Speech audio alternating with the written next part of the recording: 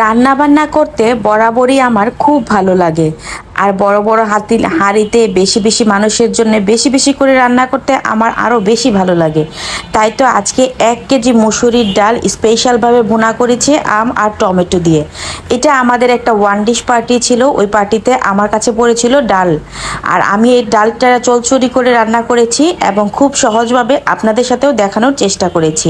ডালটাকে প্রথমে ধুয়ে হলুদ, তারপরে পেঁয়াজ, রসুন, কাঁচামরিচ, টমেটো সব কিছু দিয়ে আমি প্রথমে হাত দিয়ে মাখিয়ে পরিমাণ মতো পানি দিয়ে বসিয়ে দিয়েছি।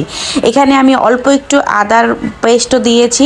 তারপর যখন ডালটা সিদ্ধ হয়ে আসছে এখানে আমি আম দিয়ে দিয়েছি, যেহেতু এখন আমের সিজন, আম ছাড়া তো ডাল খাওয়া যাবেই না। ডালটা হয়ে আসলে এখানে আমি আস্ত কিছু কাঁচামরিচ ফেলে দিচ্ছি। আর এখানে পরিমাণ মতো ধনেপাতা দিয়ে আমি আমার ডালটা যে পরিমাণে ঘন রাখবো ওই পরিমাণে রেখে প্রথমে নামিয়ে নিয়েছি। তারপরে এসেছে ফোড়নের পালা। এখন আমি ফোড়নের জন্য একটা প্যানের মধ্যে পেঁয়াজ কুচি এবং রসুন কুচি দিয়েছি, সাথে কিছু শুকনো মরিচও দিয়েছি।